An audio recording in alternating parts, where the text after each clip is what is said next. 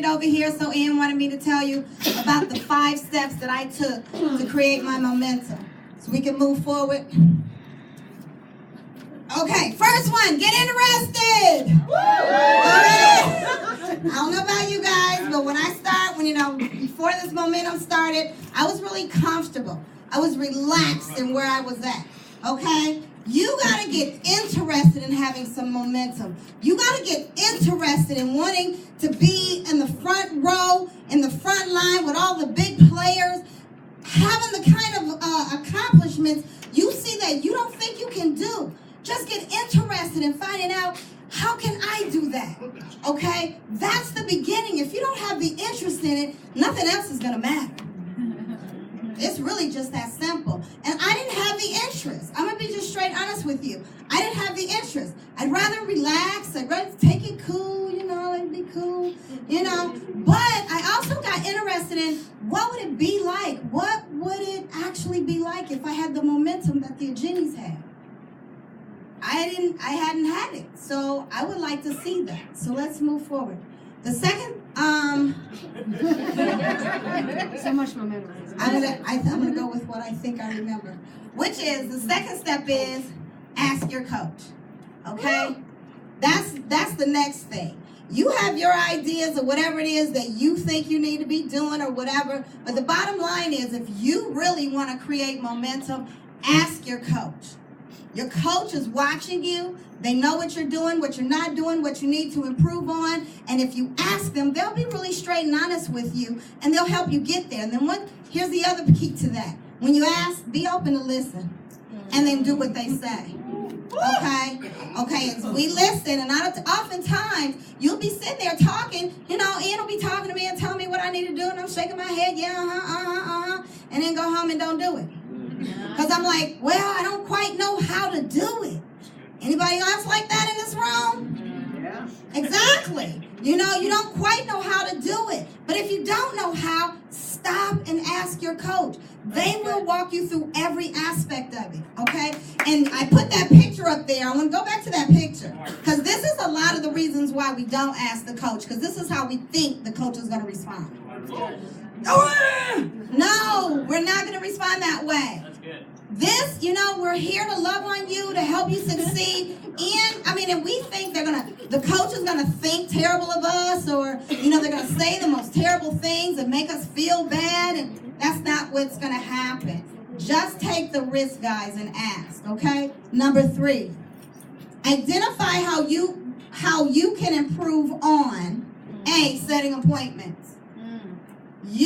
There's 2 things in this business that's going to make you money. 2, it's not complicated. Setting appointments and getting on appointments. Okay? Quiet as it's kept, you can blow the presentations. You will find a few people who are just going to buy insurance from you because they want insurance. And you just happen to show up at the right time. So you can blow that part. This part is the main thing of what you need to get. What is it that you need to improve on? And this was a key factor that I looked at, because at one point I had gotten to the point where my completion ratio on my appointments had dropped down to in the teens. And so I went to Ian and I asked him, I said, what is going on? Because your completion ratio drops down, my close ratio dropped down, everything had gotten lower. I went to Ian, I said, well, what's the deal? What's going on? I'm still the same person. I'm still doing the same presentation. Why is my close ratio going down? He said it's purely activity. It's nothing but activity. If you're at 20 on the docs, don't expect to close 10 appointments. It's not going to happen. And I literally followed and I said, I'm going to do what Ian says. But I didn't do it for the purpose of what he intended for me to do it for. I did it to prove him wrong. Because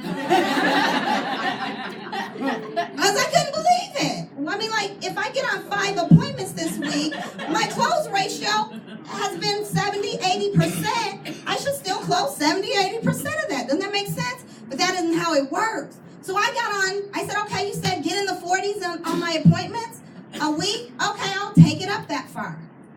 Let's see what happens. I'm going to prove to you this doesn't work. Oh, well, you guys see the results, right? Okay, listen to your coach.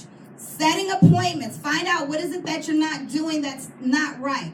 What are you doing? Are you asking for the appointment? Find out what you're doing not to get on appointments. Are you not post-closing those appointments strong enough? If you need to change your post-close, change it. But you can't close business if you ain't on an appointment, and you can't get on an appointment if you haven't set it. That's right. Okay? And then the other thing that I did was with my team. I started having them start looking at what their ratios were. How many appointments are you setting per day? Okay, how many appointments did you have today? And how many did you actually get on? What is your ratio of completion on those appointments? Your ratio is low. You need to fix something. We need to talk. We need to look at something, okay? So if you have a team, help your team out with this, guys. Next. Establish what you will do every day, no matter what. This is about consistency. I've had a problem with consistency in this business since the beginning. And I've had a numerous amount of excuses of why I couldn't be consistent. I'm on 4 appointments today. How do I have time to set appointments? I don't have time to set appointments. I can't set appointments while I'm driving. You know, I'm going to put the appointments in my calendar and I'm going to write it down and I'm going to keep up with it. I had a bunch of excuses, guys. Establish what you will do every day, no matter what. And what I took on was, I'm going to contact 10 to 25 people a day. If I've got a lot of appointments on my schedule that day, it'll be a minimum of 10. If I got few, then it's going to be towards the higher end, 25. I have no control over the results of me contacting those people, but I do have control over what I do.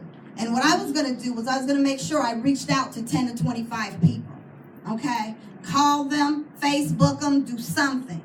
And out of that, it took a minute, but after a while, some of those people started calling back, and I was getting appointments. And then, like, now to this day, I'm still getting people calling me about appointments, rather me having to chase them down because I'm doing the 10 to 25 a day.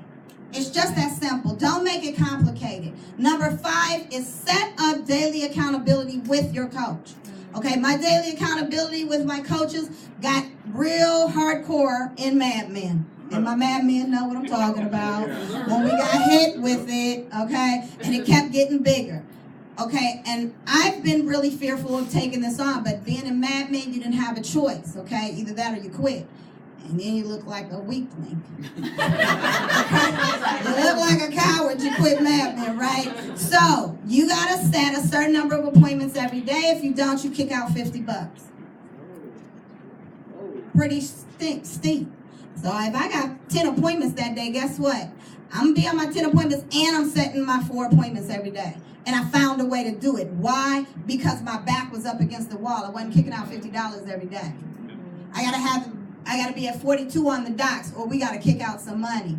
You got to close 3 pieces of business or you're going to kick out some money. You get real clever when your butt is on the line. You find some ways to make some things happen that you didn't see the way to do it before. Y'all really want to get that momentum going? Put your butt on the line. Tell your coach you're going to kick out some cash. And I promise you, you will get it done. And I will see you all at the top. Revenge!